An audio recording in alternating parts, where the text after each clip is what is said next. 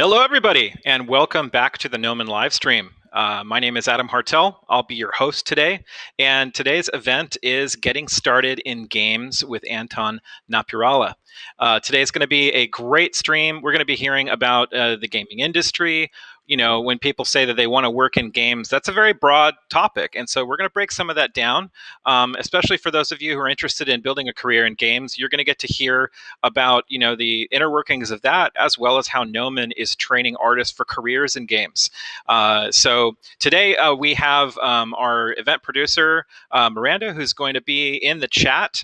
And I would encourage everybody who's watching today, and if you have questions, please type them into the chat. We want to interact with you. We want to be able to answer the questions you may have about the topic we're discussing, about Gnomon's educational offerings, pretty much anything that you want to know. So Miranda's going to be collecting those questions. You type them in, and she's going to be feeding them to me. We'll do our best to get to a good chunk of the questions in the midst of the stream, but we'll be taking some time at the end as well to address as many of the questions as we can that have come in. So with that, guys, I'd like to introduce our guest for the day.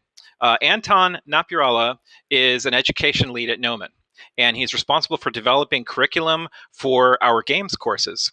Anton integrates VR and game engine software, tools, and techniques into existing projects and courses. He encourages students to expand their specific area of game study to a broader context through exposure to successful industry professionals. Anton also provides mentorship to students and works with faculty to foster communication across all programs. He has an extensive background, we're going to hear a little bit about that today, as a Maya artist and instructor with clientele including Sony, Disney, and Mattel. And with that, I'd like to say, Anton, welcome to the stream. Thank you for being with us. Hi, Adam. It's great to be here. Thanks for the awesome introduction. You're very welcome. Well, you're doing awesome stuff at Gnomon, and I'm really excited to talk about it today. So with that, I think if I could turn it over to you, and maybe we could just kick it off. Could you share a little bit about yourself? Maybe just a bit of your journey coming into working in games and creating art in that context. Sure. Yeah. Just to introduce myself, your introduction was great as far as what I do. As the education lead here, I'm basically, not only a full-time instructor teaching classes for our students and helping mentor them through their process here at Gnomon. But I also, like you said, take care of finding instructors, working on our curriculum to make sure that everything is current and up to date, and we're trying to stay as cutting edge as we can, as Gnomon always does try to do. That's me in a nutshell right now. But as far as who I am and where I came from, my background is mainly in environment art, and as you mentioned, the bulk of my career took place at Sony San Diego. But just to talk a little bit more about myself, I can kind of do my introduction that I usually do in class, and maybe a little bit longer intro. But as far as where I come from and my art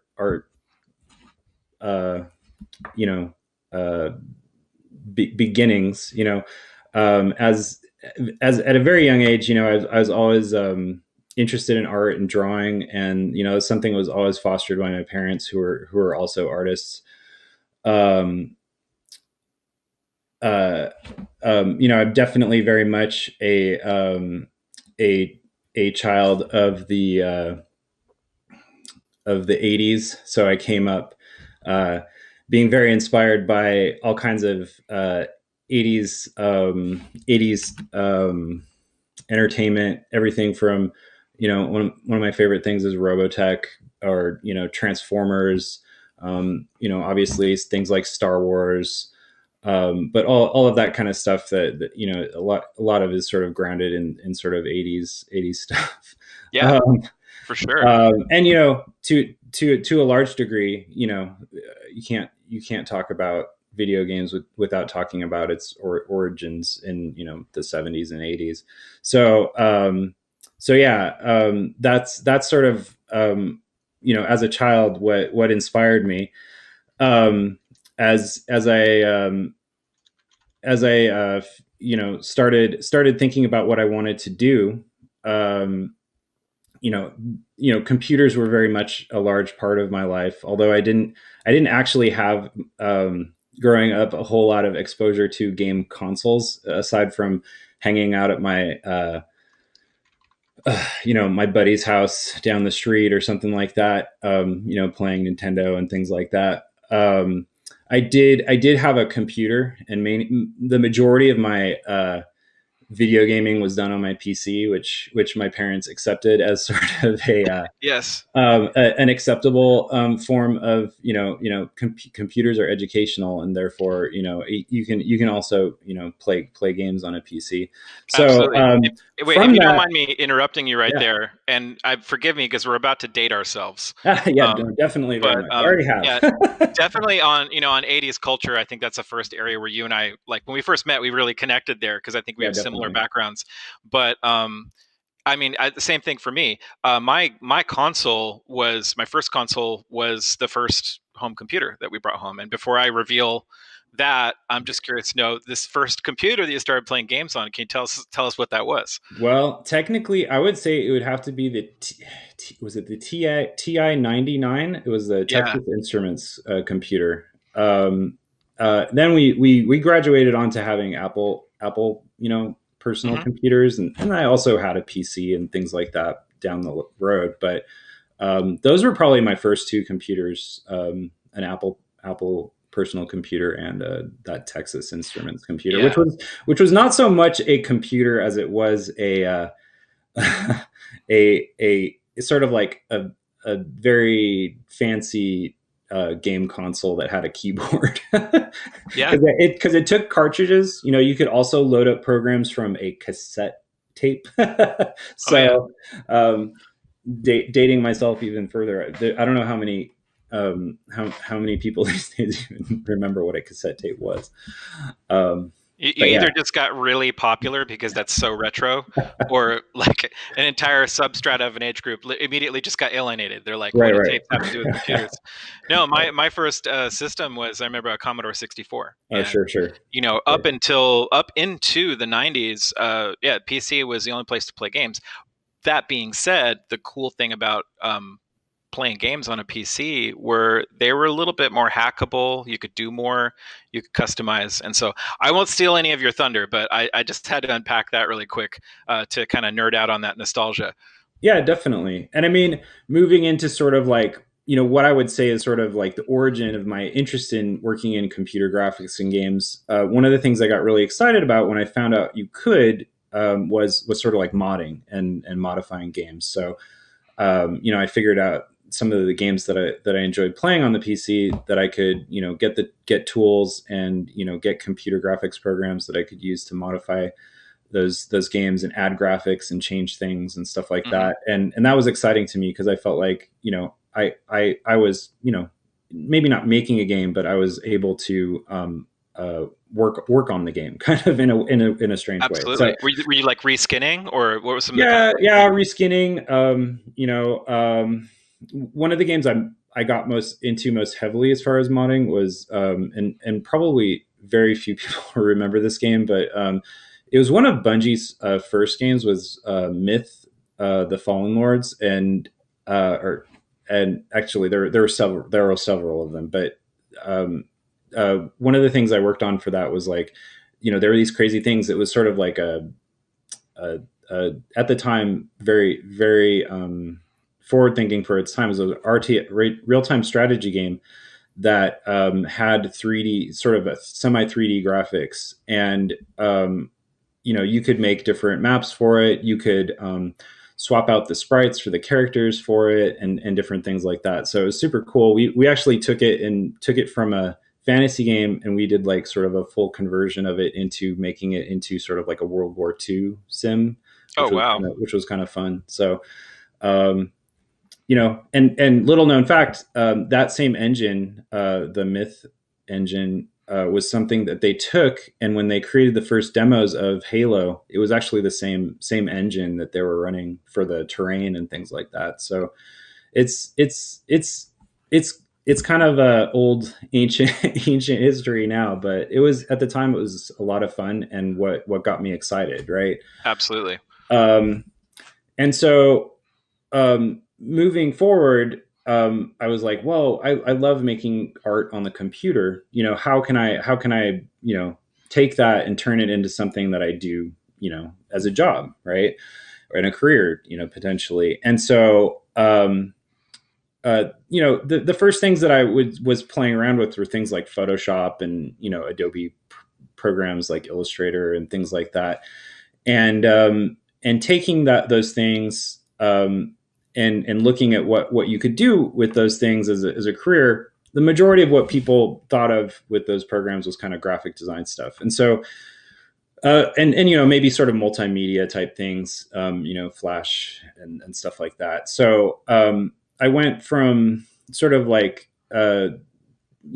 tinkering with that to going into my undergrad kind of education as sort of both a traditional artist and sort of like with a focus on graphic design and multimedia. Yeah. And I went all the way through a bachelor's degree with that. And at the end, I was kind of like, well, maybe it would be cool to make websites with cool Flash animations and stuff like that. But I was like, I still like, games were still pulling at me, Mm-hmm. And so it was around that time after I'd finished my undergrad. I should actually, if my thing is up, I went to school at Humboldt State University among the redwoods. Sure. um, By the way, are you doing a screen share right now? oh yeah, it's Okay. up. But Let's. if you can pop those slides up. Yeah. But Yeah. but There we go. after I finished I started looking at other opportunities because although I did like making graphic arts and graphic design stuff. I still was sort of like on my own, independently studying 3D in the form of I was really interested in Lightwave, and sort of like that whole video toaster kind of thing. Oh yeah. Which was actually one of the most accessible 3D pieces of software at the time. Maya, or I guess I should say Alias Wavefront and Maya were just on the cusp of like being blowing up and becoming really big, and maybe a little bit more accessible. Before that, it was really hard to get into that because the easiest way to get into that was having a big, scary, expensive SGI workstation and things like that. So so I started looking at schools where I could train and learn and become better at sort of like the 3D stuff, which I was super interested in, had a passion interest for. And Gnomon came up on my radar, and so I applied there. And it's funny, I'll flash. I have this really low res image. We have some echo, so I'm trying to fix it. Oh, okay. Anton, so I'm working on it. So if you guys can talk. Okay. Guys, I'm getting a message through from our off-screen producer, and there's a bit of echo going on and some audio issues. So just know that we're working on that, guys, and we'll get Anton's screen share up soon as well. All right. So thanks for being patient. Thanks. Now, while we're working on that, and I hope I'm not echoing too bad, but there's a couple things I'd love to unpack. Number one is you said you had parents who were artists. Yeah. I spent a lot of my time talking with people. I think the most common situation is that artists have parents who are not artists. That's true. Either don't understand or sometimes even resist the idea of going into artist profession. What was it like for you? In fact, it was probably exactly the opposite, right? In a lot of ways, because my mom has more of a traditional, not graphic art in the sense of doing design, but painting and drawing, life drawing. Was her the thing that she did, and also art education, honestly. And my dad was much more on the side of performing arts, so he was an actor, and also into literature and plays and things like that. In fact, and so they both went through sort of. That being hard, that being a hardship, and trying to find a job and things like that. So, and I think it's something important to talk about because, um, as a from there, they actually discouraged me. They were much more interested in me being like an engineer or something like that. I mean, I discourage is a strong word, but when I started showing them the kind of things that I was able to do on the computer and the things I was excited about, I think they're a little bit more accepting of oh yeah, that's a thing that you could do and make money at, and so of course, like from that point forward, obviously very supportive and helpful with me on my journey in education and all of those things. But yeah, at the beginning when I started being like, I think I like art, they were kind of like, oh, you sure about that? So yeah, it's definitely different. I feel it's different nowadays. It maybe still is a little bit tough to sell maybe your parents on pursuing art, but I think that there's so much more information out there about how entertainment is produced and how all different kinds of commercial art is viable, and I think that is something that maybe is still an issue for people trying to talk to their parents about what they want to do as a career in a creative way. Yeah. But I think it's a lot less of a sell for young people these days. Yeah, and I think you brought up something really good too, and that is there might be people out there who are like, hey, I wish my parents were artists and understood. That doesn't necessarily mean that they're going to understand. It's true. Especially if you're going into making art on the computer or working in games, things Right. like that. Miranda, was there something you're trying to get through to us? Okay. Also, Adam, if you can encourage people to. Definitely. Absolutely. So guys, thanks for your patience. Sounds like the echo is gone. Also want to say, hey, start typing your questions into the chat. I've got my eyes on it right now. Miranda's putting those questions through to me. So as Anton and I continue, we'll build a, kind of bring up your questions conversationally.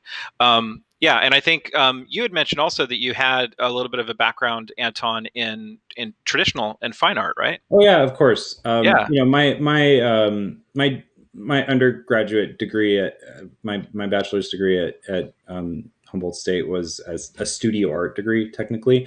So the majority of it technically was traditional art, so painting, drawing, and I think that's it's maybe not the only way into computer graphics, but it's definitely good to have a good, well-grounded founding in that. And I think it's awesome, not to make it too, not to push it too much towards one area or another, but the foundation program that Gnomon offers is a fantastic way for people that are like not sure if they're interested in creating art, to try it out and to improve their skills before they make their way into the full-fledged program. Well, and on that note, we've actually got some questions coming in right now about what you're talking about, and we'll get back to your story in a moment as well, because I think just through listening to that, we're also going to be able to answer some of these questions. But YNI Malayalam, hope I'm getting your name right. Is it a good option for someone who doesn't have an art background to pursue art and games? I think that just by the given that art and games is art, and there you have to have sort of an aesthetic sense as far as like what you're creating. There are definitely different avenues that can be more technical in as far as what you end up doing, right? And if you are interested in one of those more technical things, I think that may be a great way to go. But I still do think that there is it is important to have sort of like an understanding of sort of like aesthetics and design and color and shape language and silhouette and all these things that traditional arts teach you, that will help you make better art, be it technical or not, Yeah. So I think that's I think you can't escape the art part of art, you know. Well, yeah, and I think um, if someone wants to make art and games, they're interested in art. sure. And I talk to a lot of young artists who want to do the kind of stuff we're training at Noma, but they're like, I haven't taken art classes, I haven't done this. And Anton just mentioned a little while ago, that's why we have our foundation Yep. course. Yeah. That all of the stuff Anton just mentioned. Ranging from figure drawing to understanding composition and design, and even taking some great design classes for like vehicles and mechs and characters. We teach all of that in the foundation. So, if you don't have a background in art, it doesn't mean that Gnomon's not an option for you. But we've got a preparatory course to get you ready for that. Sure. Yeah. Yeah, so just so I can get this slide off, because Sure thing, man. it's kind of embarrassing. Although I think it's good to like keep a backlog of like old images that are yours. This is Totally. probably something I made back when I started at Gnomon in the like in my intro to 3D class or something like that, where it's always fun for me to look back at really super ancient old stuff. And just to talk about what Gnomon was like, a long time ago, because a lot of times my students ask me about that, is, so much of it is the same, to be honest. Like the core spirit and what Gnomon provided back then was so much the same, right? It's learning from and being inspired by super amazing people that are coming from the industry who have the jobs that you want, helping you make that dream real, really. And so that part with is the same. But technology has just in the last 10-15 years has changed so, in a lot of ways so much, and has become so much more advanced. It's a lot more easy and fluid to create art on the computer through a lot of the changes. Some things are very much the same, right? But as far as all that stuff goes, I really enjoyed my time at Gnomon back then, and it was a great experience, and it's what made me the artist I am today, to be honest, and gave me my chances to get into and break into the industry. So just to move on from that and talk a little bit more. And this is kind of a funny slide, but one of the first things I worked at was as sort of a generalist at Technicolor, and we created sort of like added value content for DVD features for different stuff, including as you can see here, Bob the Builder. Awesome. So I worked on all kinds of stuff, including kids things and things for Disney, and so that was a lot of fun, and it was cool. But again, I felt as I was working there, and I spent a couple of years there at Technicolor creating a little bit more of like generalist 3D art. And we can talk more about what that means. I think it's a good thing to talk about because it's one of the things that no one really does push as far as like our education is making sure that people are good generalists. I started to think more about like going back and going, hey, I remember I wanted to work on games, and so I left Technicolor as some opportunities came up, and it was right around the time when kind of like the PS3 generation PS3 Xbox 360 generation kind of started to spool up. There were a lot of opportunities, and it's a good thing to note that like whenever one of these generation changes happens, there's always lots and lots of opportunities that open up for people aspiring to work in games. Not that that's the only time to get into games, but it was sort of like what helped me in. And so I did a lot of interviewing at different studios, and the place that grabbed me right away. And I think it was more than anything because I was more of a generalist. They were interested in my skills with rendering. And one of the big things moving into that gen was sort of like, going from sort of PS2 to PS3 was that, the lighting in the games got a lot more sophisticated. And so and this will, I continue to date myself, but as I left Gnomon, one of the technologies that I was able to pick up and was sort of like one of the cool new classes to take was they had a more advanced rendering class in Mental Ray. And so I picked up some Mental Ray, and they were actually using Mental Ray to bake some of their lighting for the game that was coming up for PS3. So I got this job at Sony in San Diego, and they mainly work on a baseball game called MLB The Show, and so I spent a good 7 years of my career working on that game as an environment artist, building stadiums. I built so many stadiums, and it was great. And I'm not necessarily the biggest sports fan. I don't think if you asked anybody, they would say, they would be like, Anton, he loves sports. But it was still a cool thing to work on because there was a lot of interesting challenges and things to figure out as far as like building something that's as big as a stadium, and especially being able to get it to run on old hardware that's like the initial rev that we went through. And it's interesting. It's interesting because game development is all about solving problems and figuring out how to make things work. It's not just about making pretty pictures.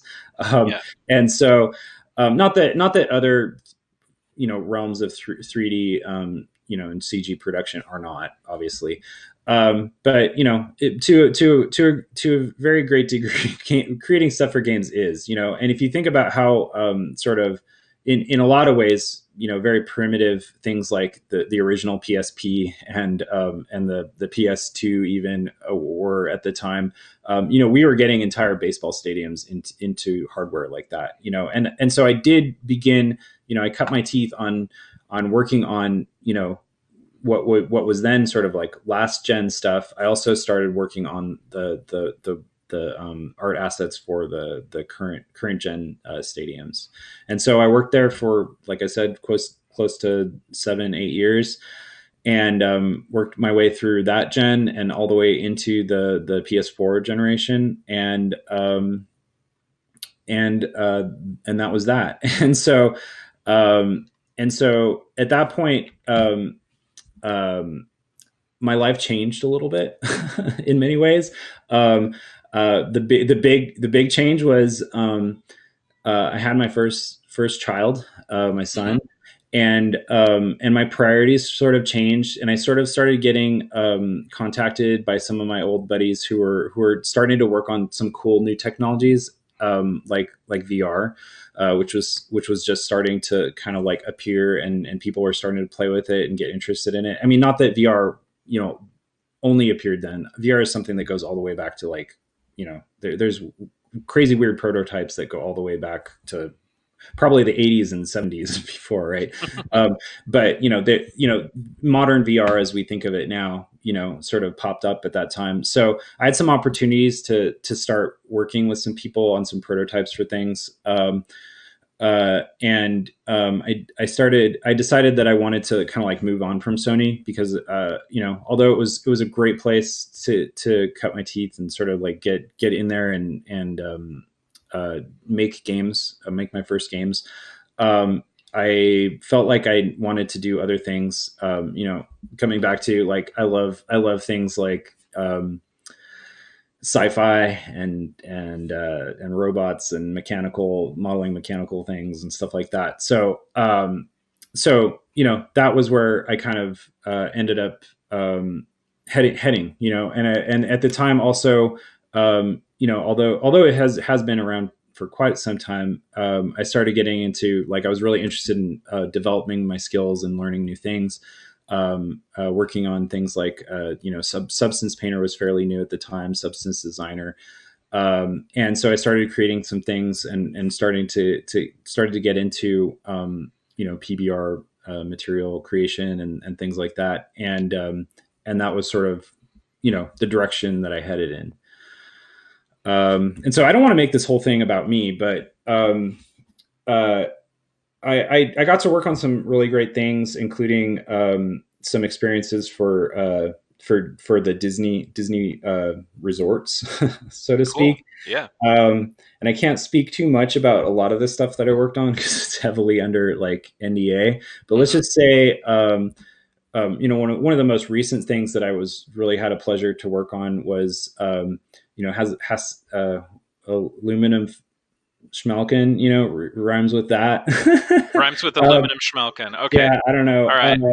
But the new experience that you might be able to experience at one of the Disney places, I'm not sure how much I can talk about it, but I know that there were Disney snipers involved in the threats that came along with that NDA. So I probably can't speak about it too much, but it was a fantastic experience, and I got to work on the not only sort of like the initial planning stages and design and development, but also a little bit of art asset creation and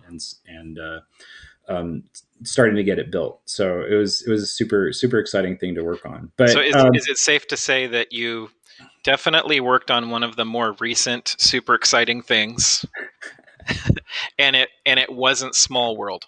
No, not okay. Small. All right, that narrows it down, I think, and it rhymes with aluminum schmalken. Yeah. All right. Yeah. Great. Awesome. But yeah, so as I was working on all those exciting things, Gnomon reached out to me, and they were like, "Hey, we're starting up this games program. The games program is, gosh, I'm not sure. It has been in effect for a good 5 years now, and I'm really proud of it, and although Gnomon has always produced artists for the games industry, and back in my day when I went to Gnomon, there was only one program. There was just you go to Gnomon and you go through their certification program, and so there were classes that allowed me to take that I could take that were involved in game art creation. But the awesome thing that Gnomon offers now is that we have an entire emphasis or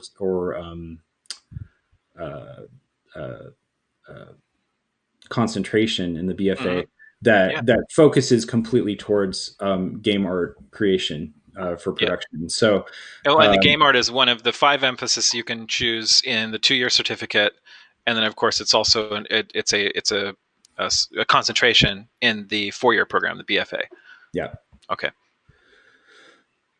So that's my kind of arc, and I'm awesome. here at Gnomon, and I'm here to stay. I love doing what I do, mentoring the students, helping them. They go out and make amazing things that all of us get to play and experience, and it's an awesome place to be. There's so many inspiring and amazing people here. And it's awesome to be on the stream. Absolutely, man. I've watched a whole bunch of them, and it's really cool all the great info you guys are getting out there about Gnomon, and hopefully it's helping people be informed and make good decisions about what they want to do. It really is, and it's I think one of kind of the things that going into social distancing and everybody being under quarantine really gave us the opportunity to flex. And that was we have so many amazing things happening at Gnomon. So what we're talking about today with our games at games emphasis and focus and those kind of things. But when I'm talking to a large group of people or presenting at a community college or high school or something like that, you can't take the time that you would on a live stream to really unpack that. So this has given us a great opportunity to get down to it. Sure. I wanted to mention, I'm seeing the questions come in. So I just want to highlight a couple of them because I think where we're going next is going to start to unpack the answers to these questions. Right. So Wacky Raptor asked, what's the skill set you say we would need if we're interested in working with games. I think Anton's about to go into that as he Sure. starts talking about how we're training artists at Gnomon. Yeah. On Dewey, I believe, may I ask what's the best path for a fresh graduate to get into the gaming industry? I think we're gonna brush up against that, and then we can address that a little more specifically later. Yeah. Is it a good option? Oh, we already answered that one.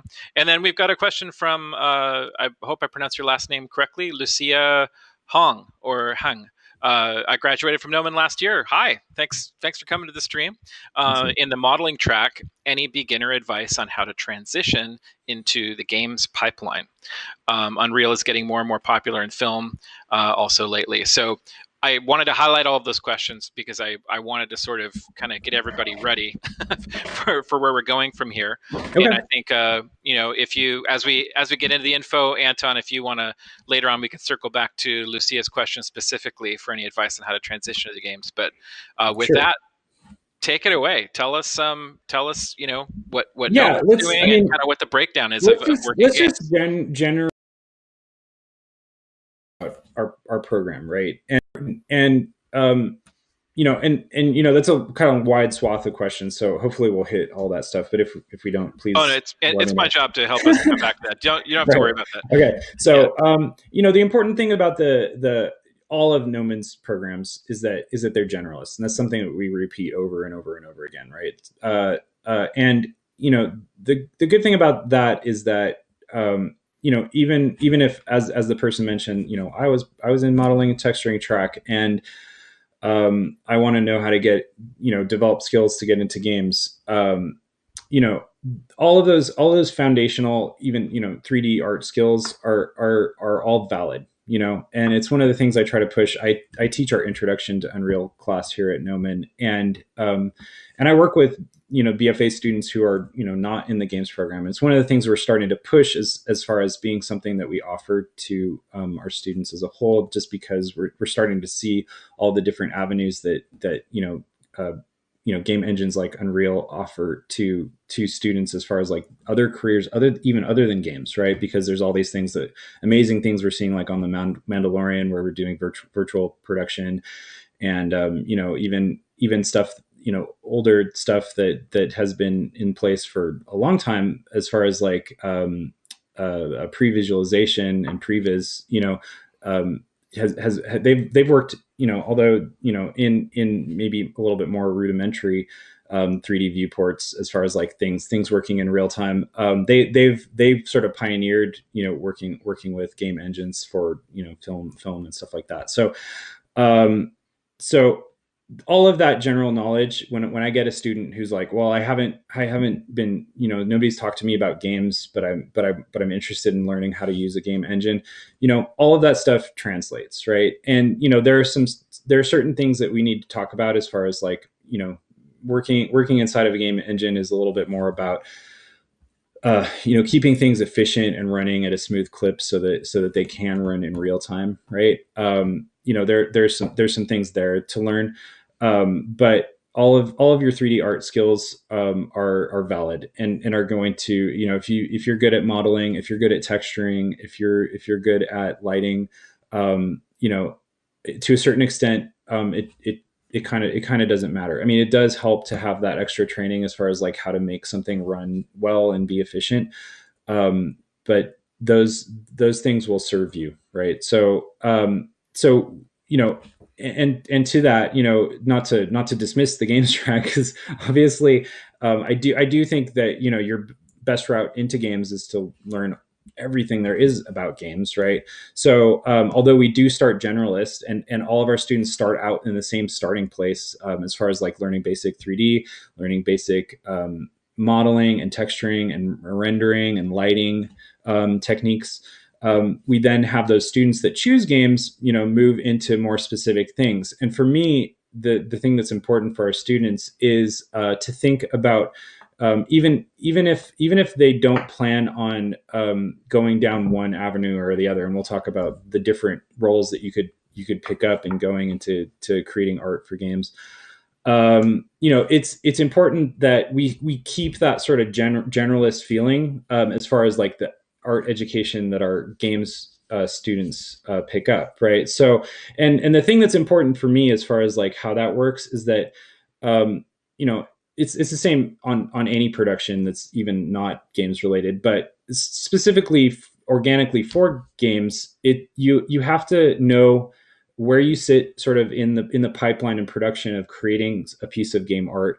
And even if you know, say you're going to be a character artist, even if you don't have no interest in being a rigger, it's super important to know what a rigger does and how, and the things that they need, right? And how to best prepare your model to make sure that you, when you hand that off to the rigger, that it's going to work, you know. So and we kind of go backwards and even get pretty granular with that. You know, we offer some, although Gnomon is more of a game art production program, right? We do, if you look at our program, we do offer, you know, as part of the program, classes in, you know, more fundamental like academic things like game design. So thinking about how to make a game as far as like, you know, the rules and thinking about how a game works, right? From a very conceptual level, right? Because, you know, even though, you know, you may never, as a artist, you may never be involved in the design of the game, like coming up with how, like, you know, which button you press to make the character do what, or you know, what a pickup does or something like that. You know, it's still good to know what those people are thinking about, so that when you have to have a meeting with people that are involved in design, they're saying like, we need you to change these models to make sure that they work with how our game functions, you know. You can speak the same language as those people, right? Yes. And so it's not just being like having a place in the pipeline, it's also having a well-rounded education about how game production works, so that you can talk the talk, so to speak. You're bringing up something that's so important, I think, for someone who's really thinking about a career in games or anything production related. The things that you're bringing up, these aren't just cool bonuses, you know, but these are the kinds of understanding and skills that people get hired for. Sure. And it's one of the things that I love about the way that Gnomon structures its curriculum, is that we're not just into answering the question, how do I do this thing? How do I do that thing? But there's a huge emphasis at Gnomon on why, right? You could focus on being an incredible animator, right? Yep. But, you know, and you can understand all the how of animation, but if you don't know why that character exists, if you don't know, you know, the why of the story, if you don't know, you know, all of the fundamental things that go before all of the animation, you know, you're not going to be as informed as you execute the things that you know how to do. Sure. Yeah, I think there's sometimes people out there think, well, I just want to be a, you know, character artist, so Right. I'll only focus on that. Just become an amazing character sculptor, and you know, that's totally valid.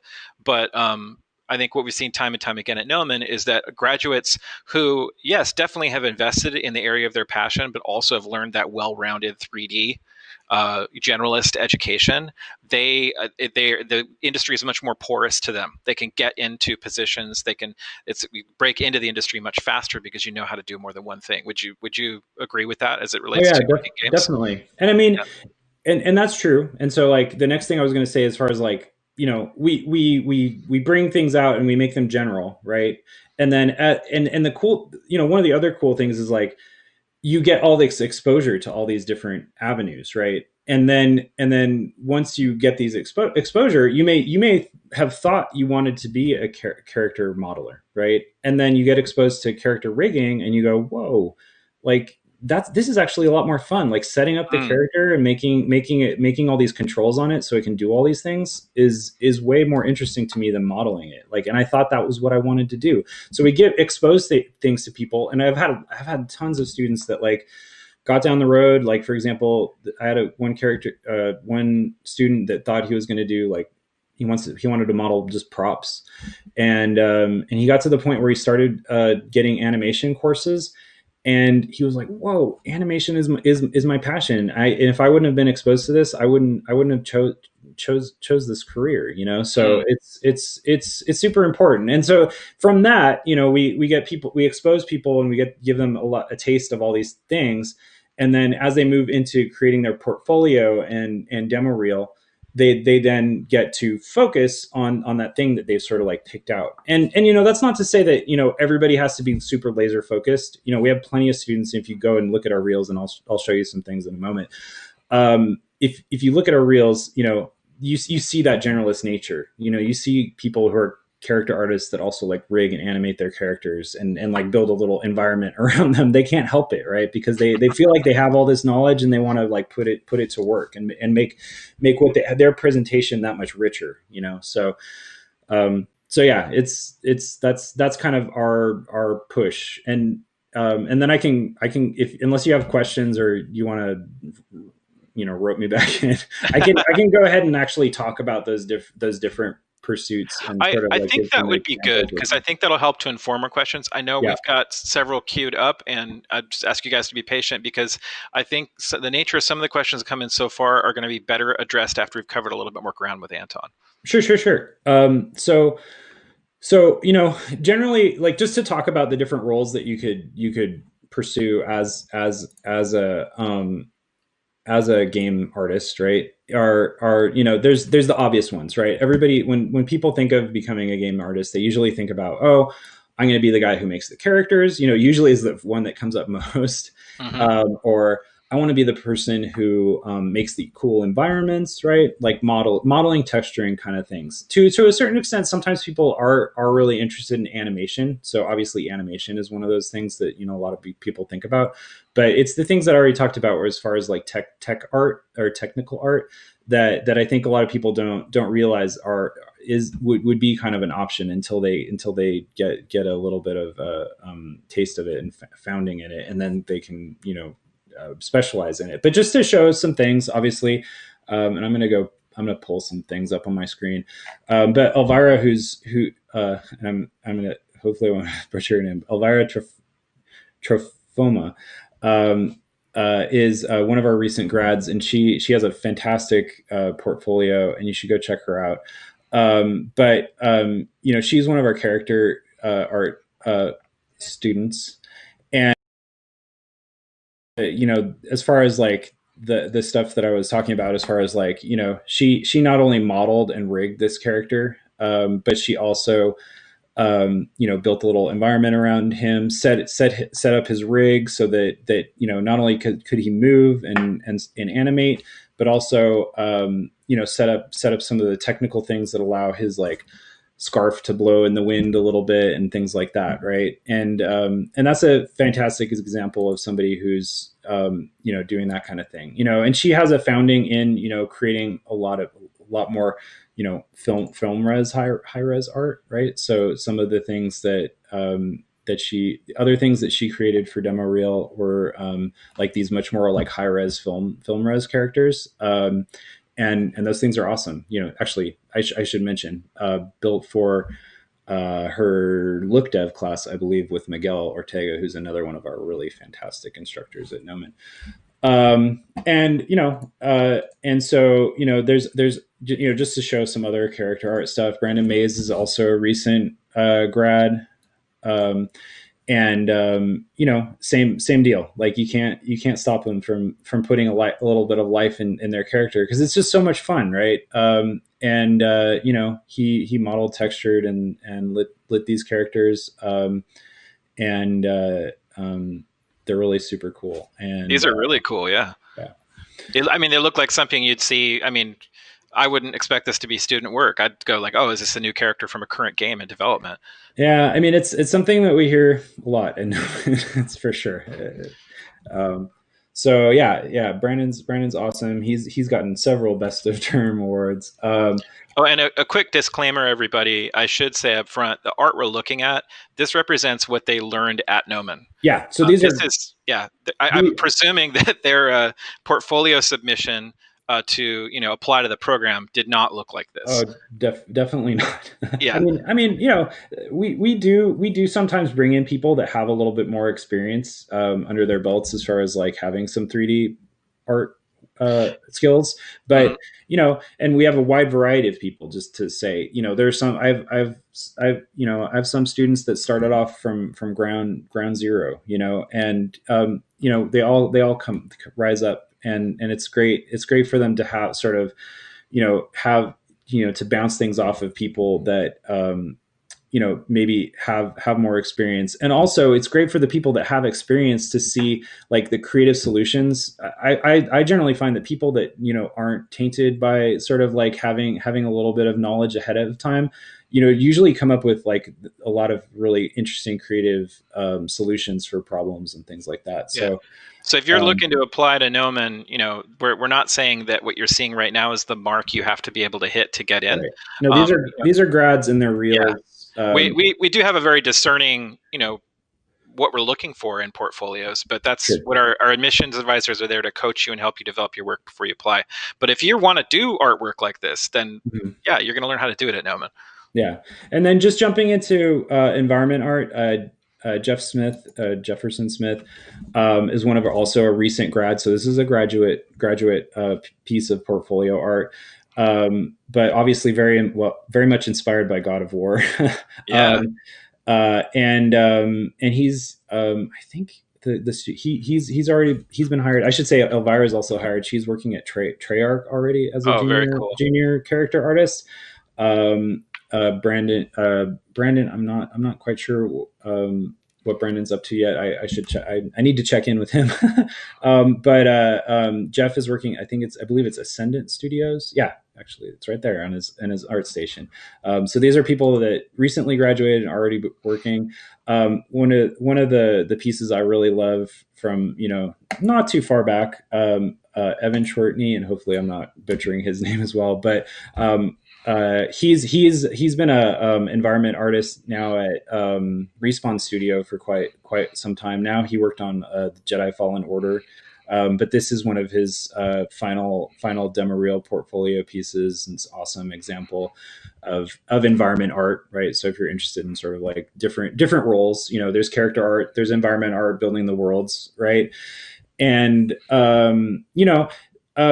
going from there, obviously there's things like animation, right? So Kyle's another graduate that finished not too long ago, and he has much more of a he graduated and created his reel in animation. And although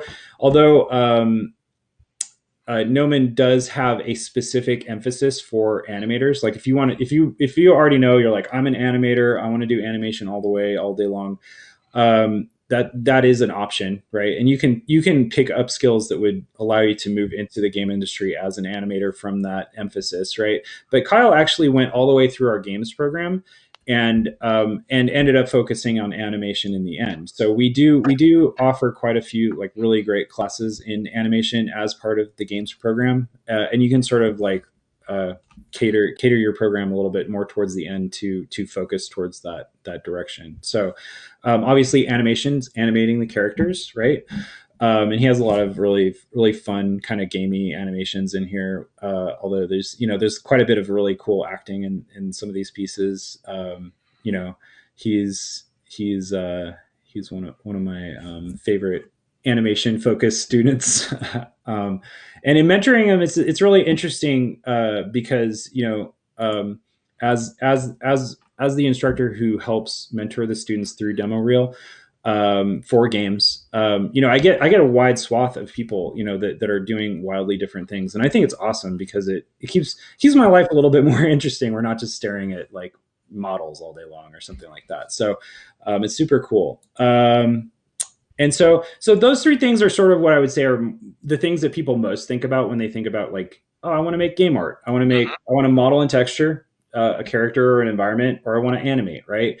And so I think, although a lot of these things that we'll talk about are sort of subsets and are definitely things that, are involved in the things that a lot of the things that I've shown,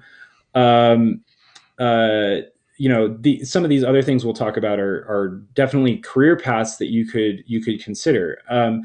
Dylan Zimmerman, who's actually finishing his or actually just started in demo reel preparation, this is one of his best of term pieces, and one of the things I want to talk about is lighting, right? So Yeah. you can focus just on the lighting, lighting environments, lighting characters, creating the lighting for a game. And I think this piece is a good showcase of that kind of thing. He has this cool city scene. The other thing that's cool in here that we'll also talk a little bit about is visual effects, right? So he has some cool visual effects going on in this with the rain and the splatters and things like that. So we'll talk more about other forms of technical art. Lighting, I don't know. I wouldn't say it's really. I mean, obviously, there are technical aspects to lighting, but I would say it's maybe not really a tech art. I don't know. I hope I'm not offending any lighters, but obviously there's technical aspects. And then the thing that people generally think about when they think about tech art is they generally think about VFX artists, right? So VFX artists in games are the people that create everything from particle effects, with obviously here we've got fire and smoke and debris blowing around the wind, but also the wind itself and how it affects the plants and things like that. So like visual effects artists are blow things up, set things on fire, have create magical spells, all these wonderful things that we're used to in games that really give games a lot of their excitement in life, right? And this is a whole role on its own, right? And this is Nathan Plant's some of his pieces, and he did a wonderful job at this. And another student who and I hope I'm not hope that it doesn't bother that I mention this, but like when he started out in demo reel, he had gotten a little taste of tech art and VFX, but he wasn't completely sure that was what he wanted to do. And then he took a couple more advanced classes in it, and he was like, nope, I want this is what I want to pursue. So VFX and doing particle systems and stuff like that is definitely another avenue. This is Rhiannon Remo. She is a currently in demo reel, just finishing up her last term of demo reel. But one of the things I want to showcase with her work is that she's really interested in not only environments, and she's a fantastic environment artist, but she's also interested in sort of like the technical aspect of materials. So it may not be wholly evident from just the little video piece here, but one of the things I like to show as far as like stuff that she has in here is like thinking about the tech art of materials, right? And the cool things that you can do with materials. So if you look at all the windows on those buildings are built as, their facade. And this is something that, you can see, like a lot of people were showing off the, in the most recent like PS4 Spider-Man game. All the windows in the city they did with a tech like this. It's a form of cube mapping, right? But she added on the sort of condensation on the window and animated drips and streaks, and also there's a layer that adds some mini blinds over the top that it's really a super cool system that she built. As you push the objects around the scene, it actually randomizes this, so it picks a random cube map for the environment behind the window, and also like changes the position of the blinds and changes the level of the lighting behind the window. And so that's how you get all this variation back here behind the scenes, is through tech art, so and some of this looks terrifying, right? You may open up some of this stuff and go, that's cool, and you see all these terrifying node graphs, and it's a necessity, right? Any technical art involves getting your hands dirty with a little bit more of like technical skills, which involves nodes and math, a little bit of math and stuff like that. But it's definitely accessible, and as long as you're willing to make that leap, it's definitely a really cool and interesting thing to be interested in. Well, I remember the first time that like I brought a material into a renderer and put it on a simple piece of geometry that I'd made, to watch it happen and watch it come to life and look amazing. Like that's the coolest feeling. Yeah. And I think there's something really, like, I remember I was one of those guys super focused on characters. Sure. One of my very first freelance gig in a game was, making very simple props to dress the environment. And I discovered that props and environments are awesome, and they tell stories, and they're like characters in and of themselves. And I think, and then what tech artists are doing, like they're bringing that whole world to life. And I think a lot of people don't think about that. I guess that's why I'm bringing it up, is Sure. they think, oh, well, you just push the fire button in Unreal, right? Like that just takes care of everything.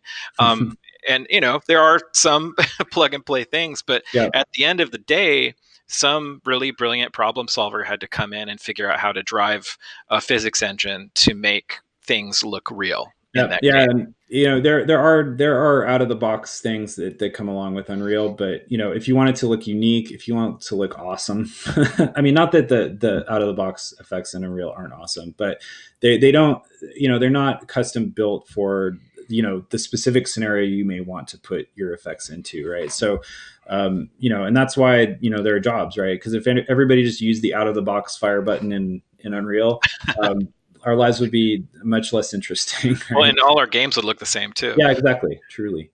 So the last thing I want to feature is a tech art as it pertains to character creation. So rigging. A lot of people are, those would be referred to as rigging, technical animator art. And obviously, you may have seen stuff like this when you've like looked at making of things when they're in fact with one of the Call of Duty videos when they were announcing Call of Duty. There's like this really famous one where like they're like, oh, we have all these next gen features, and then they have this dog, and there's like the animator or the rigger is sitting there with the dog, and they like open its mouth a little bit, and it's like, I think it's like it's like a meme or something. but anyway, you can see all of these characters were set up to be able to be animated as sort of like a puppet by the animator, and Jose Oguin, who I should have mentioned his name before we started talking about this, but is setting up that sort of rig or puppet to be able to hand off to the animator, so the animator can breathe life into it. So it's definitely a very important skill, and when the last time Epic Games came to hang out and talk to us and even sort of like recruit a little bit, they brought their tech animator along, and they were like, we need tech animators. So it's one of those things that's in demand. And if it's something you're interested in, and I would never encourage somebody to pick something just because it is in demand. You want to pick things because you love to do them and they're exciting to you. But it's definitely something that right out of school would be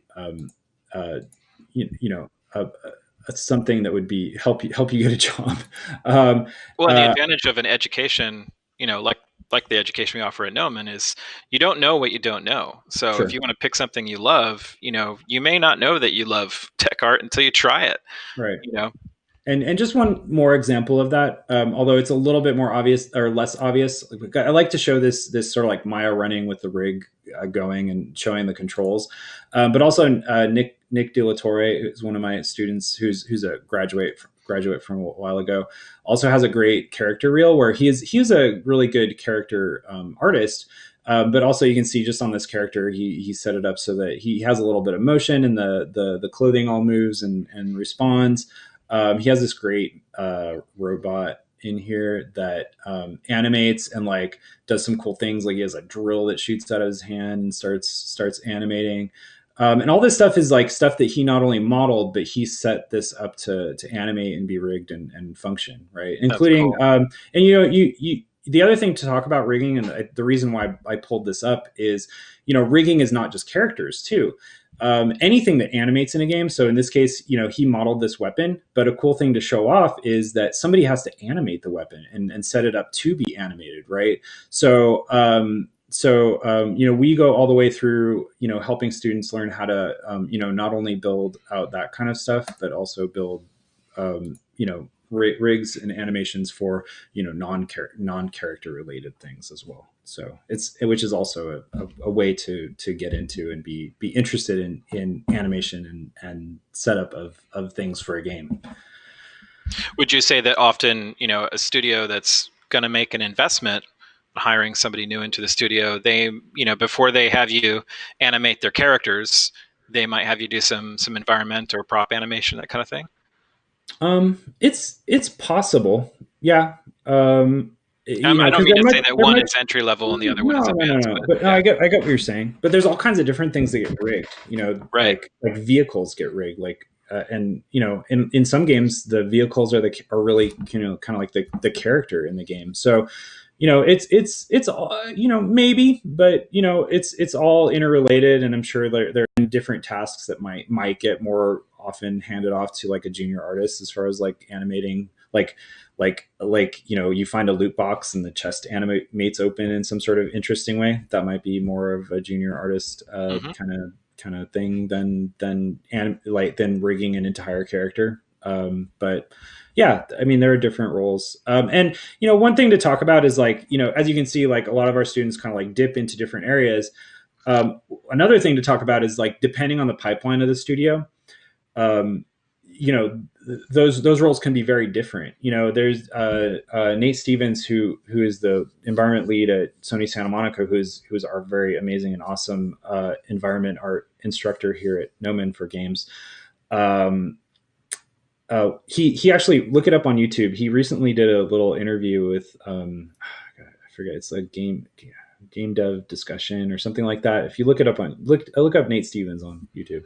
But anyway, one of the things that he pushes is like at Sony Santa Monica, even environment artists, we go for generalists because we want people that can kind of like jump on a big task and like handle every aspect of it, right? And that's how their pipeline works, right? But for something like say you're interested in Naughty Dog takes a very different approach to their production pipeline, right? They actually have they separate things out in a much more granular way, where they have texture artists and modeling artists for say an environment or for characters and things like that. So they split things up into much smaller roles and tasks, and for what they're doing, maybe that's what makes sense for them. So it's not really a one size fits all thing, and that's the great thing about coming to Gnomon, getting an education at Gnomon, is that we do sort of make sure that students have this very general, holistic knowledge of many different things, so that if they're tasked with different things, they're not going to be like, oh, I don't really do that. They're going to be the guy that steps up and is like, no, give me all the things to do. I want to do all the things. Yeah. Well, you brought up Nate, our environments instructor.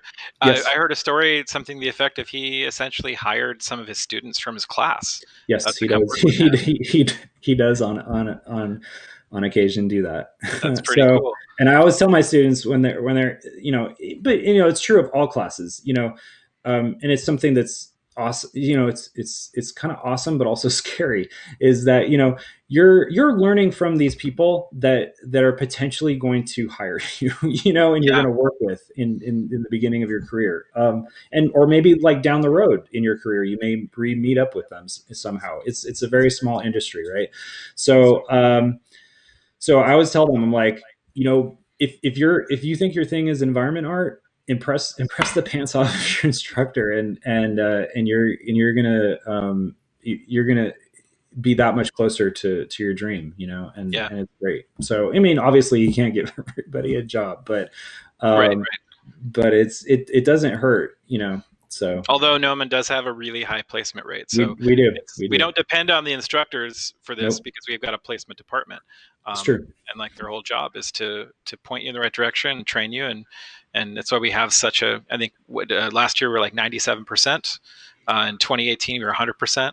Awesome. I think the current numbers coming in are also like well over the 90th percentile for the present. Yeah. So, And but that's amazing, especially in the current uh, condition that we're in right now. and I think, wouldn't you say? I mean, I've got friends that are both working in film and television as well as in games, and it doesn't seem like in the midst of the pandemic that the games industry has missed a beat. No, we're it's definitely not as easy to get a job right now, but games specifically, I can speak to games. Games is not slowing down. Games are not slowing down, and it's different. It's very different because I've spoken to students that are getting jobs, awesome jobs, and it is very different because like you interview with them over video chat, and then And then they're like, we love you, you got the job, and then they like ship you a computer and they're like, get to work, and Yep. so it's not the same like in the studio kind of experience, right? But it's it's not a it's definitely, I wouldn't say it's a bad time to be getting your start. Yeah. You might think it would be, but it's people still want to play games. In fact, if you look at sort of like, I don't know, there's all kinds of statistics out there, but like if anything, people are playing games more right Oh now. yeah. So Yeah. People need something to do in yeah, quarantine. yeah, That's really cool. Yeah, and I think you brought up a great point about. I mean, a lot of people ask me about, well, at Gnomon, do you guys facilitate internships and those kind of things? And Shannon, our placement director, she talked about that in the stream we did with her. There are internship opportunities, but being in class with an instructor at Gnomon is like a mini internship. And so if you're sure, taking 5 or sure, 6 classes in a term, it's like you could have 5 or 6 different studios that you're building relationship with just by being in that class. yeah, Okay.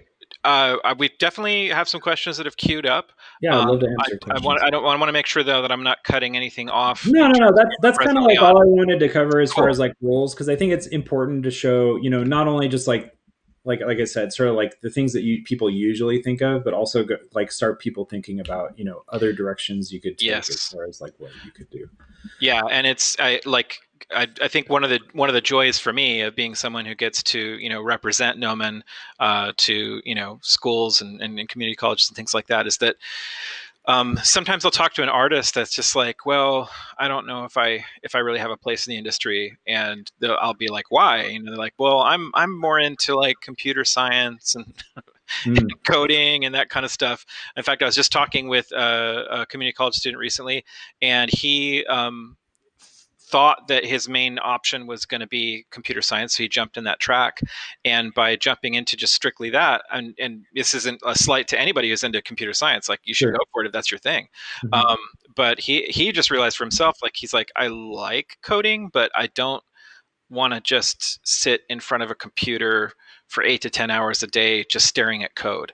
Sure. Um, and when he found out about tech art and how you utilize some coding in those aspects, but you're doing it more like an engineer and you're problem solving and you're getting to see a character move or an effect happen in a game because of your contribution. He just lit up because he was like, oh, you mean there's like there's actually a place for me in the industry. I could do some of this kind of stuff. And it's like, yeah. So I think there's places for people who have a very wide range of interests. And all roads can kind of lead there as long as you're willing to pick up other skill sets, right, that are going to add to what you already know or the one thing you like. And that's why I like how we're doing things here, is because it's we're helping people kind of find their dream and add to it what they might still need Yeah. to get there. All right, so yeah, some of the questions have come in. I think that we've got some really interesting ones, Great. and I'm just going to kind of back up a little bit. I I'm want gonna to take address a a couple of water. the ones that came up earlier as well. Okay, so let's jump back to Lucia's question. You touched on it, but maybe you can just unpack it a little bit more real quick, or kind of give us a summary of what you're saying. A recent Gnomon graduate from last year was on the modeling track and looking for a beginner advice on how to Mhm. transition specifically into the games pipeline. Yeah, I mean, I think that maybe the most important thing, if you don't have any experience in it, is to just pick up a little bit of knowledge as far as like low poly or high poly to low poly modeling technique, right? So obviously, just speak about it a little very slightly. The way that these beautiful game models get into a game is we artists sculpt these beautiful high poly meshes and models, and then in order for them to function and work in the game, they have to be baked down onto a lower poly asset, right? It's becoming, the lines are becoming more and more blurred. And in fact, if anybody's been keeping up with the Unreal Engine 5 thing, and I'm totally expecting to get questions about that. um, with the stuff they're saying about, oh, you just dump a ZBrush model right into Unreal. There is a little bit of like, how to simplify and prepare your art for its journey into the game engine. So I think as long as you try to pick up some of that stuff and maybe start to maybe learn about how to present your work in a game engine, I think that is the best kind of way to get started.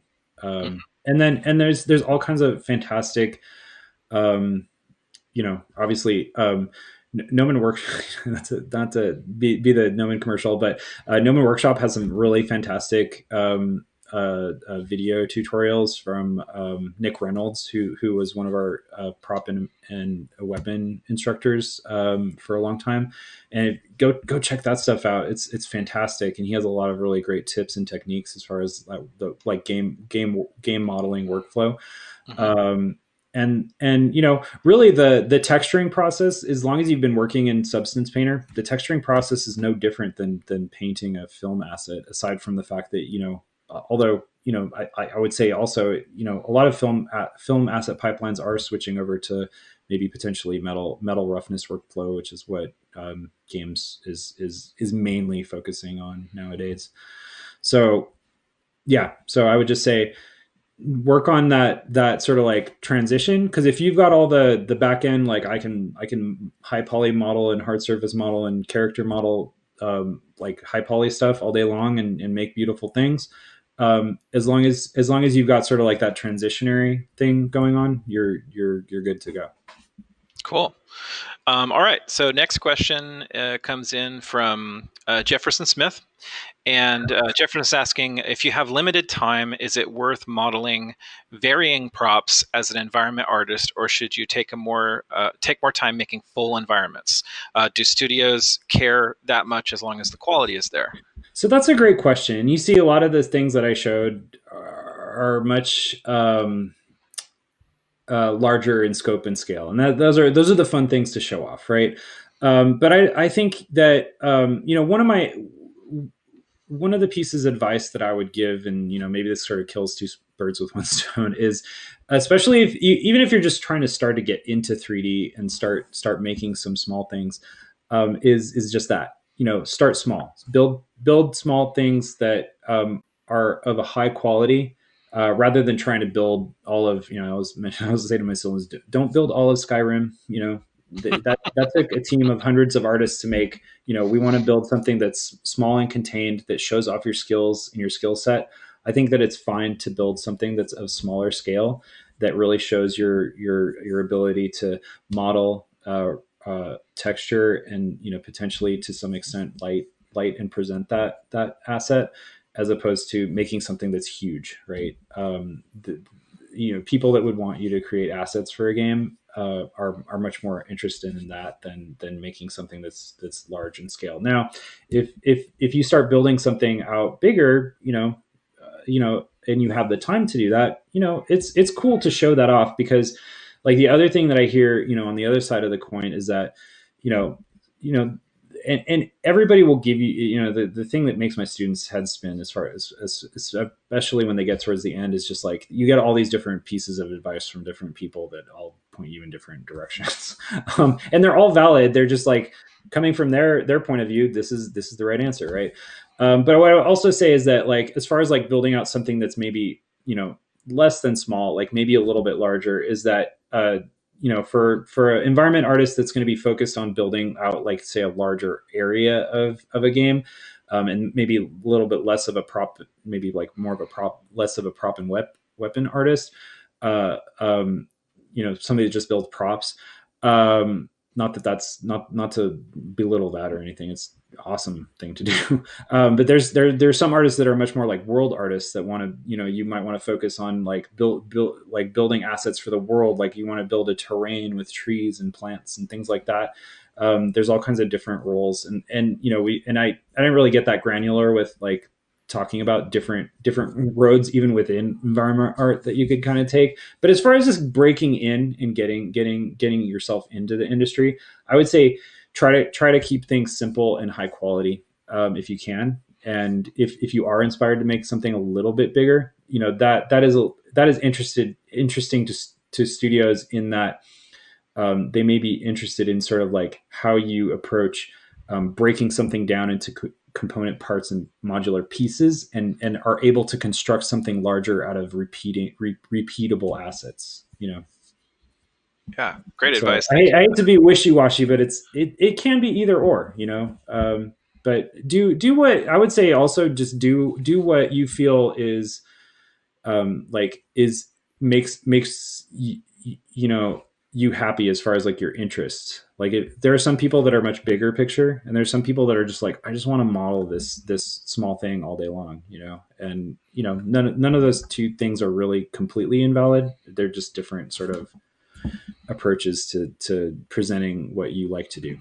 Yeah, I mean, I hear you say, basically have permission to do what you love. Yeah, And if you want to zero in on one thing, that's okay. If you really want to focus on a larger environment, that's okay too. Just yeah, do something that you can present well. yeah, definitely. Cool. All right. Let's see. Got another question coming in. I'm seeing an increase in the use of traditional CAD applications, including Fusion 360 and Mall, and Sure. also aware of what Epic is doing in regards to importing that kind of data. So my question is this: If is there or should we begin expecting an increased emphasis on even more technical environment models? Hmm. Um, you know, Again, I would say it depends on where you're headed. Like if you hear that Epic's doing a lot more of kind of like arc viz kind of workflow, and they have started to build in much more direct pipelines from like arc viz kind of stuff. Um, go for that. I would just say that your average AAA studio, I don't think is as interested in pushing that kind of workflow. They're still very, very entrenched in sort of like Maya asset modeling and traditional production. So it depends on where you want to go, and it's good to like keep up on the news and knowledge that you hear coming out of specific places, because if you can sort of if you're like, that's the place I want to end up, it's always a good idea to sort of like um, you know cater your what you present to them, to show that you care about what they're doing and have a knowledge of what they're doing. Because like the worst that like I've heard, I'm not going to name any names, but I get nightmare kind of feedback from students sometimes about like interviews that they've gone on where they're like, they show up at some game studio and they're like, what do you think of this game? And they're like, I never played that game, I don't even know what you're talking about. And they're like, that's the game we make. And they're like, it's like, oh, you should have done your research. So doing your research is super important as far as getting into a studio and being knowledgeable about how to talk to those people when you're in an interview. Yeah, for sure. Yeah. Okay, cool. And I'm not sure if that really answers the question, but I think if it helps your workflow. The other thing is like, I don't want to shoot it down, because like if the art you're creating with those techniques is really awesome. I've seen studios like pick people up and be like, whoa, we love what you're doing, we want to integrate what you're doing into what we do, even if they don't use it. So don't give up on it. But I would say, don't I would say that it's good to keep sort of more traditional means of creation, those skills up, so that you have a wider net to cast as far as like opportunities that you could have. Yes. Sorry, I'm just managing our question queue here really quick. Yeah, sure, no problem. All right. So this question might be slightly out of scope, and it's a broad one. So Okay. feel free to address just what you want to address on it. But Sure. it's also a good one. Let's see. For someone who I lost my backlog here. Hang on just a moment, guys.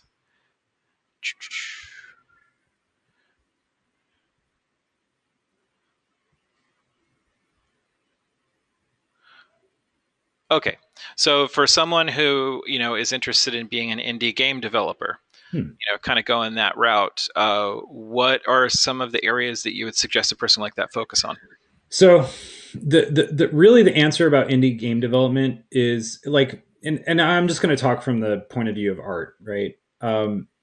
Is if you want to develop your own game or be a part of helping someone develop their own game, and specifically on the art side, um, being a generalist is the way to go, because because of the small footprint of those productions, you have to be a person that can wear a lot of hats. So even if you're not like the master of all of those things, maybe you're really fantastic at one aspect. I would say that being a generalist is the best way to stay functional in a indie game studio, because not only do things move forward and say they finished up the environment art and now they need somebody to help rig characters or something like that, you can jump onto that stuff and be helpful. So it's stuff. Generalism is the way to go. Now, as far as all the other stuff goes, it's good to note. And Adam was like, we need to sort of, part of this talk is demystifying game development. Gnomon, something that Gnomon does not yet educate people in is the coding and scripting and that's not completely true, but the programming part of creating a game, like that part of the making a game development. Technically art is, I'd say, is part of game development, but the coding and scripting part, we don't so much teach people. Now, we do have a touch of that at the end of our program, where we have this class called Game Creation 4, it's taught by this fantastic instructor, Brandon Popovich, who he's actually currently working on. I always mess up the name of this game, but I believe it's called Returnal. It's one of the games that they announced for the PS5 launch. It looks amazing. But he's much more of a technical artist, but like a general technical artist. And what he helps our students do is sort of like build the hooks into the stuff that they want to make inside of a game engine that is art, so that you can do interesting interactive things with it. And what that helps our students with is understanding their even like if they're building something very technical that's tech art, understanding what the hooks they need to build into that game art are, so that the programmer can take that very technical game art and make it do all the amazing things that it's going to do inside of a game. And so you do learn a little bit of scripting in that class, and that's something that we offer. But to a certain extent, it's not like a super deep dive into programming or game development. You do at the end of that class, the hope is that you make like a little kind of like simple game demo. But it's not anything like, if you go to like, I don't know, USC or UCLA and go through their game development program, but on the other side, in my opinion, they don't have anything over there that would match what we do on the art side. Got it. So we've got another question come in from Super Scott 597. With resources like Megascans and Substance Painter, Designer, making the art pipeline faster, do you worry about all of the homogenization of art in games? In other words, things starting to look the same. How do you avoid looking samey to other artwork being produced, or is that primarily up to the art directors to make sure games avoid this? And I'll just tag on to that. We just did an event a week ago with Epic Games where we went through the entire Quixel Megascans ecosystem. Sure. And I can definitely say, after hosting that event, that there's so much flexibility in terms of what you can generate in that I would be surprised if things start looking samey. But unpack that more for us, Anton. Yeah, I mean, I think that, like, speaking from sort of like the painter side, like I get, like, there's a lot of really good thought. Like if you go out and watch a good Substance Painter tutorial, or if you come and take one of our classes, one of the things that people will say right away is like, don't just slap that smart material right onto your model and call it a day, right? And I think that's the best advice, is just like, as much as you can, sort of build parts and pieces of what you're creating from scratch, and make them custom. and also like if you're short on time, deconstruct what's already there and customize it to make it your own. But is that the role of the art director? Maybe a little bit, but you don't want to have your art director come over and be like, yo, that looks like preset number 7, because if he has to have that talk with you, Right. you might be in big trouble. Totally. So, but yeah, I mean, it sort of is the art director's job, but it's also on you to make sure you're creating stuff that's, and I think as far as like working in a game production, if it's a good game, there's a good vision and there is art direction there that sort of like points the artist in a direction as far as like the look and feel that they want for what they're creating. And I think if they're doing a good job of that, the artists have a good blueprint and sort of like roadmap for like keeping a good and cohesive look and feel of their game, and and hopefully that look and feel is unique from something that would just come out of the box. Absolutely. Yeah. Well, yeah, and it's a tool, right? Like, yeah. I wouldn't be worried that everybody using a number 2 pencil is going to produce the same kind of looking drawing. It's all about how you use that tool, right? Sure. All right, so let's see. Junk account. You got to love these screen names, by the way, guys. I love these names. Junk account, great name. Does Gnomon have specific tracks for people who want to just specialize as an environment artist or a character artist or prop artist, etc.? No. Not really. as I've been harping on, we're here to give you a broad education in game art creation, and that's not to say that at the end of that you can't focus, right? You can't laser focus down to character art or environment art or tech art or a mix of those of a couple of those things. That's your decision to sort of make at the end. But like I say, I think you're a much more valuable artist if you have a broader knowledge of how to create things. Because like I hit on earlier, not only does that make you better, like a better communicator with all of those other parts of the pipeline, it also helps you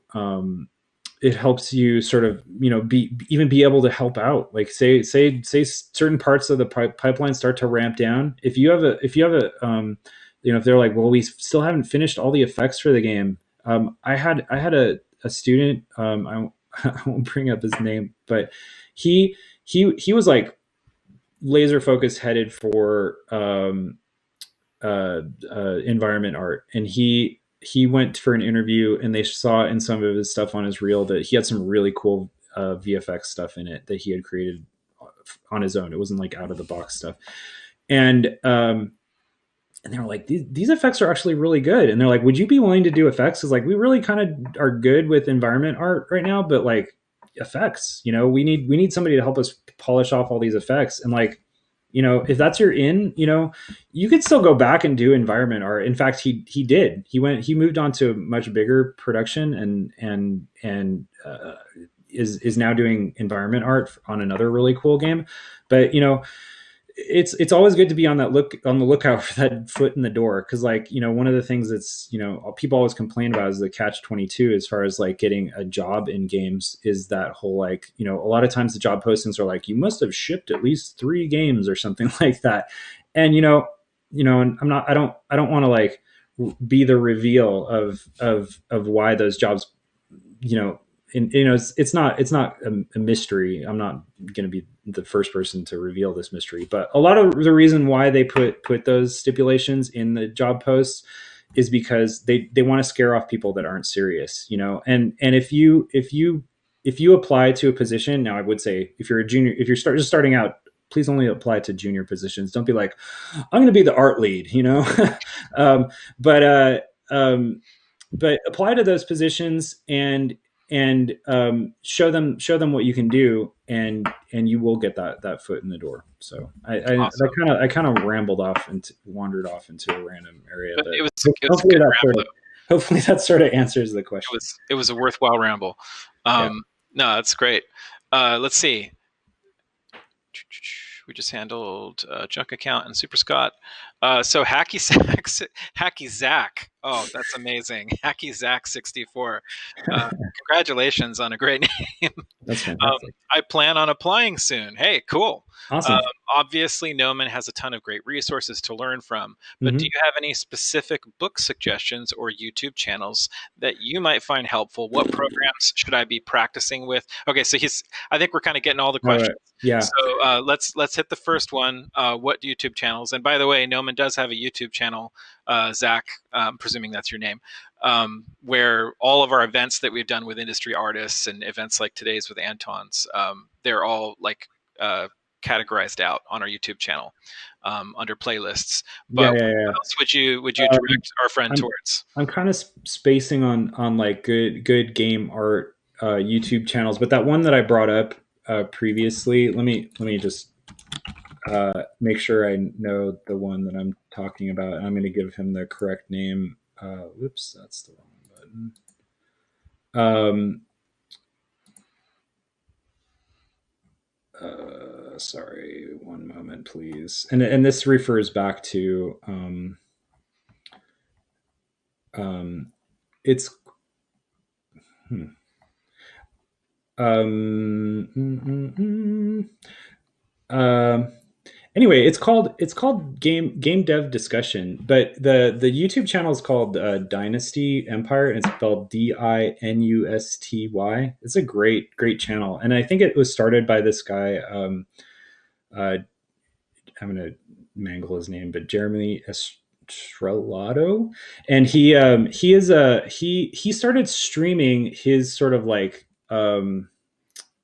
his journey into the industry, and sort of like him developing his portfolio and things like that. I think it was all on his sort of his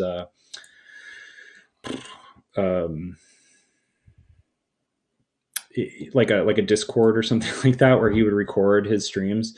And he has a lot of cool people on that he interviews. You know, Epic actually has a lot of really good information as if you're interested in getting knowledge about game development or game art creation, or just working with an engine. Is really fantastic as far as what they offer.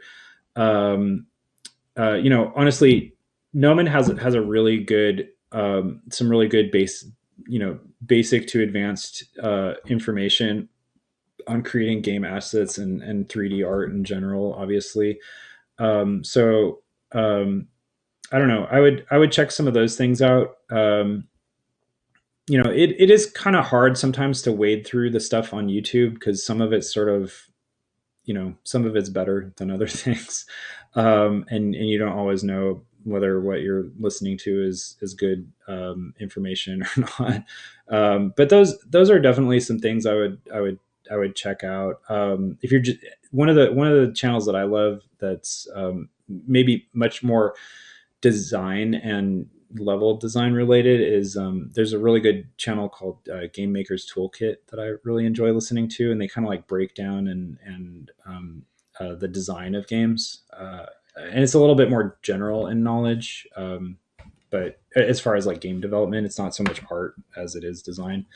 But there's like tons of things out on YouTube, so I don't Cool. know. Yeah, and the two other questions from Hacky Zach 64. I just like saying that Sure, name. sure, sure. Are what programs should I be practicing with currently, and leading up to applying, what can I do to beef up my portfolio specifically for games? And before we have you tackle that with your expertise, Anton, I will definitely say, and you may already be doing this, but if you're not, it's of paramount importance that you utilize our admissions advisors. Yes, definitely. I almost call them admissions coaches, even though that's not their official title. But that's what they do. So their whole job is to deal with exactly the questions you're asking. Um, Hmm.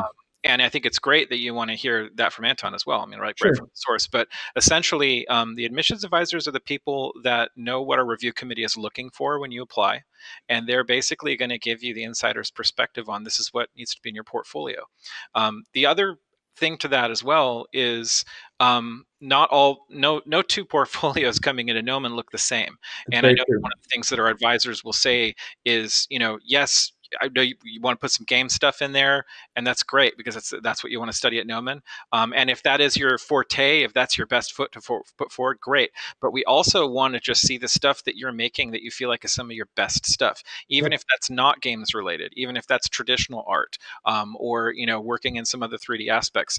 But I want to unpack that all the way. We've got an amazing stream we did with our Yeah. admissions advisors about building an effective portfolio. I would definitely advise that. But most Sure. importantly, hit up your admissions advisor and don't worry about annoying them. Just bring all your questions constantly to them, because at the end of the day, they're going to bring your portfolio into our committee, and they're actually going to be your advocate to say, hey, this is why I think this person is a good applicant to our program. But that being said, Anton, what would you say specifically to those questions? Sure. I mean, as far as application specific things, like honestly, like we don't care. I don't like it. Just to echo what Adam said, it's important to understand that like we're just interested in quality and like you putting your best foot forward. So if you're super familiar with like a lot of people are really into Blender right now, if you're familiar with that, and that's the easiest way for you to like learn some basic skills and like show what you can do, we're happy to look at like stuff from Blender. I mean, some people may be intimidated by the fact that like, oh well, I know that Gnomon teaches Maya, right? And we do, and right now it's because it's the sort of like industry standard for most of game asset, and also CG asset creation, right? Or any everything that you're going to make in CG, right?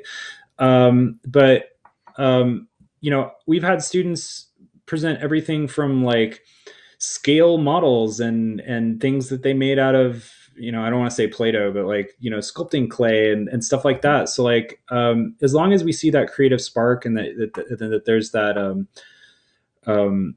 fire and potential for you to thrive here at Gnomon, part of the things that we want to do is we want to make sure that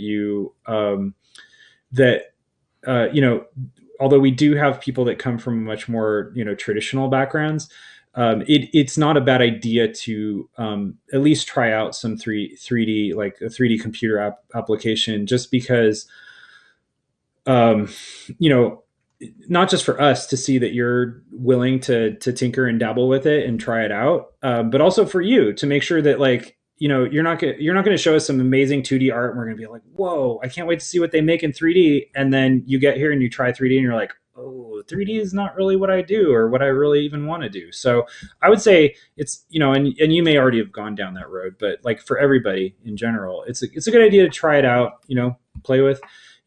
There's Blender's free. There's now the free version of ZBrush. Try that out. Do some sculpting in ZBrush. Obviously, there are educational versions of Maya, although I think that's changing now. There's some weird stipulation where you have to show that you are in school or something, like show ID or something like that. It used to be a lot easier to get a free student Maya license. But don't be tied down to like applications. Create something cool in whatever you do. And like going back to my previous advice, the other advice I would give is start small. Like a lot of times the things that we're most impressed with when we see pieces of that come through as far as student portfolio submission stuff to get into the program are things that are like very small, intricate pieces that are very well done. We don't need to see big, grandiose, all over the place stuff. If you can like, not that I want everybody to model a pen, but like one of the ones that sticks out to me is there was a student that just modeled like a ballpoint pen, and they just meticulously modeled this thing out to the nines, and to us and textured it or something and everything and rendered it. And to us, that's like, whoa, this person gets it. Like they are able to pick something apart and observe it and recreate it and put their all into even something that's as mundane as that, right? So I'm not saying build a ballpoint pen, but you get my idea. It's just like don't think you have to build big. Building small and high quality is interesting to us, if more, if not, you know, you know, it's better. It's better. It's better in a lot of ways. Yeah. Absolutely. And yeah, and Anton, get ready because you're probably going to start seeing a lot more pens now. Right. In I was like, should I bring up that pen? Well, it drives at a good point, and there's a reason why Gnomon doesn't necessarily publish examples of accepted portfolios. Yeah. What tends to happen is, someone will go, oh, that portfolio got accepted, and they had a bunch of stuff that they did. But do what inspires you, and what Exactly. makes you excited. Yeah. And the other thing too is, like, if you've taken a gazillion tutorials and you've learned something like Blender, say example, very thoroughly, rather than populating your portfolio with all of the tutorials that you did in Blender, That's because very true. everybody at Gnomon, especially those who review the portfolios, they already know all the tutorials. They know them. So they recognize them a mile away. And completing tutorials is a great thing. But once you've completed a tutorial and you've learned those skills to make that donut, for example, which we see a lot of, that's, take that and just do exactly the same process, using the same things, building something else that you enjoy, and that'll help you put your own voice into your portfolio, because that's also what's being looked for. So we have time for one last question, and I think it's a great question to kind of finish up on too. And Anton, you don't have to springboard into an hour of conversation about this, but let's see. Junk Account is back, and they are asking, do you see any major shifts on the horizon for the game art industry, for example, moving away from destructive workflows to procedural modeling? Oh yeah, I mean, I was all prepped because I know I got sort of your slew of things that we might be discussing here, and I think that proceduralism is definitely a hot button topic for asset creation. And although there will always be studios that where handcrafted artwork, quote unquote very handcrafted artwork is going to be the gold standard. For games where that are these massive games that are being created where they have to make huge amounts of assets. Any tool that you can leverage to make that process more streamlined is obviously a win, right? So proceduralism in all of its forms, if you talk about, there's all kinds of exciting stuff that's happening with people doing procedural modeling and Houdini to, obviously, the thing that maybe got people excited, even although Houdini's been around forever, algorithmic and their, procedural texturing workflows are super important. And mixing all those things together, working procedurally in Designer doesn't have to be 100% procedural, right? You could take things that you've pulled from, they probably won't like, Quixel probably won't like me saying this, but you could take things from Quixel and run them through Designer and do interesting things with them in Designer in a procedural way, right? And obviously, Quixel has Mixer, which does do some procedural stuff, but there's no limit to you're limited by your imagination as far as what you can do with those tools. So because they're so open-ended, right? And there's all kinds of exciting things on the horizon as far as I don't know if you guys, any of you out there, have watched some of the latest presentations that Substance guys have been giving about what they've got on their plate as far as things that are coming in the future. But they've already started talking about procedural modeling as far as something that they're developing. So look forward to competition like that is only good for the industry as far as developing tools that are better and better and better. So I think it's cool.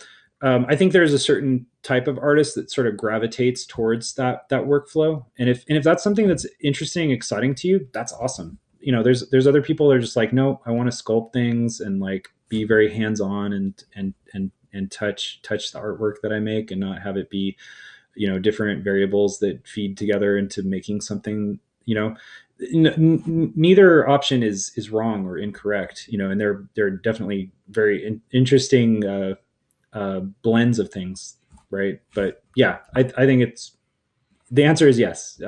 If you're interested in that, go for it. And I think it is something that's already very important in our industry. Absolutely.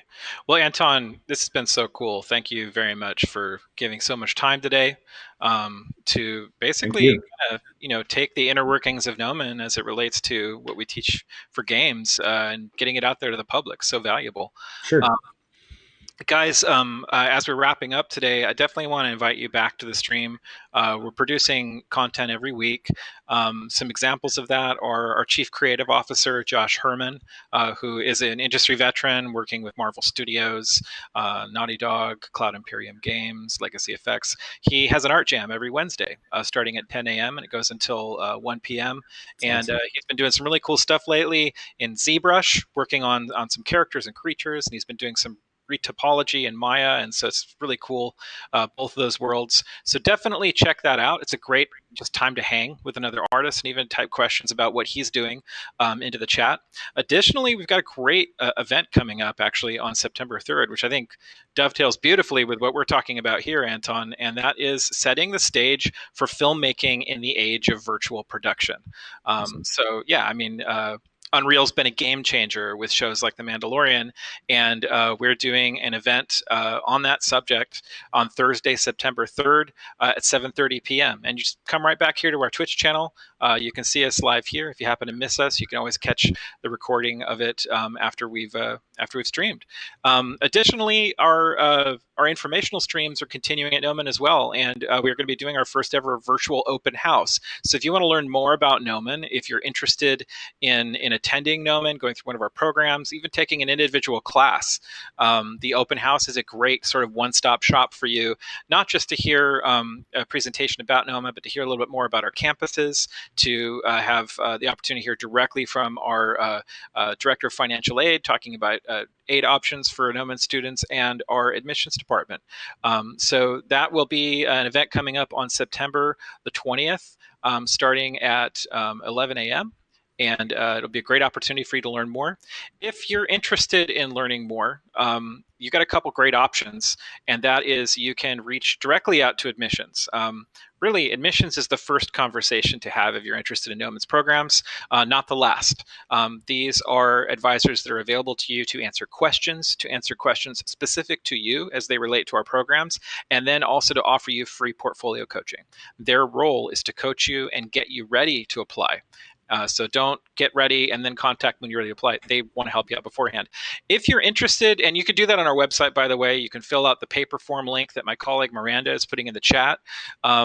If you're also thinking, well, I'd just like to know more about Gnomon. I'd like to learn more about these programs we've been talking about today, and you just want a little bit more of a one-on-one informational session, that's also something that I do on a regular basis. I'm currently making time in my weekly schedule to have Zoom calls with people interested in Gnomon's educational offerings to go over that with you. So if you're just looking for more information, you want to have a chance to chat a little bit, to ask a couple questions along those lines, you can feel free to reach out for that. And actually, Miranda, if you wouldn't mind even typing my email address into the chat, I don't mind sharing it here. So if you want to be able to speak with me, questions about Gnomon, you're more than welcome to reach out to me, contact me, and we can look into setting up a Zoom call. But all that aside, guys, it's really important that we're all staying creative, right? And that's why Gnomon does these streams. We're providing a full-time education, but we also want to provide educational events like this and our future events here at Gnomon because we want to be a place where creatives can gather. And people can find their way into the training they need, but also just to find that orbit in a community of people that are going to stimulate creativity along all the lines that we're talking about here today. So with that, guys, stay safe, stay creative. It's been a pleasure to host you today. Thank you for Miranda for keeping our stream running smoothly, and especially thank you, Anton, for everything you've shared with us today. Thanks for having me. Absolutely. I appreciate it. Look forward to the next opportunity we have to do this. All right, take care. Thanks again, guys. We'll see you back here on the stream soon.